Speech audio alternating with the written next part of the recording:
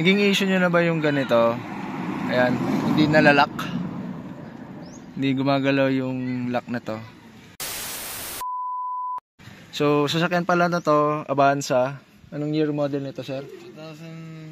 2009. 2009 na Toyota Avanza. Ngayon, ano natin to, i-repair natin siya. So, ito ngayon, hindi siya gumagalaw. Matigas yung pinakalock niya. So, dito, okay naman. So, yan. Baklasin lang natin itong sidings. Tapos, check natin yung loob niya. Yung mechanism.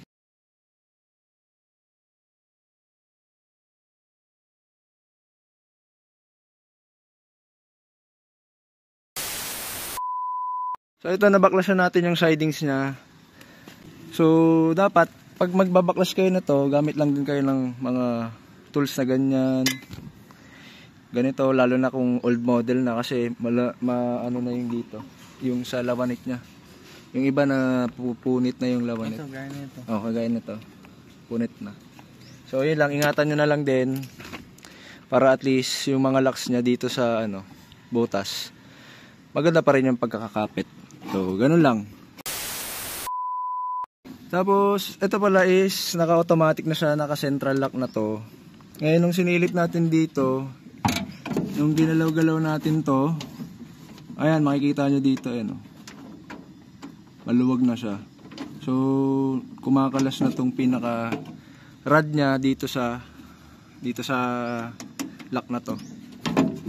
So, ngayon, ayan testing natin.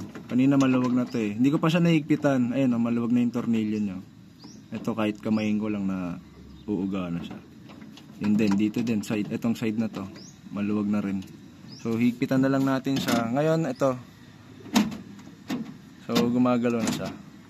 Doon din sa mga pinto niya sa kabila, sa passenger side, sumasabay din dito sa sa driver side.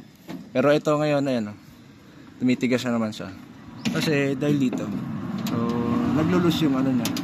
Ito, yung pinaka-rod na to, naglulus. Ayan So, ayan, igpitan na lang natin siya.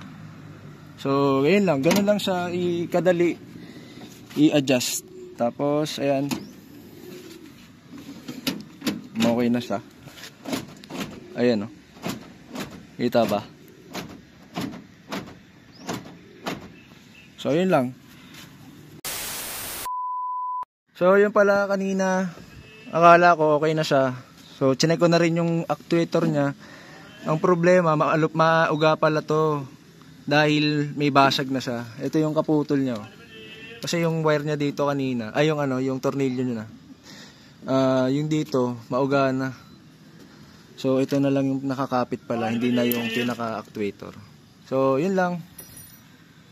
So, dikitan na lang natin siya, tapos ibalik na natin siya. So yan, hindi naman tayo professional sa mga ganitong problema na kataon lang na kaya natin siyang ayusin. So yan, ano masasabi niyo, sir? Okay. Quality ba, sir? Quality. So yan. Thank you.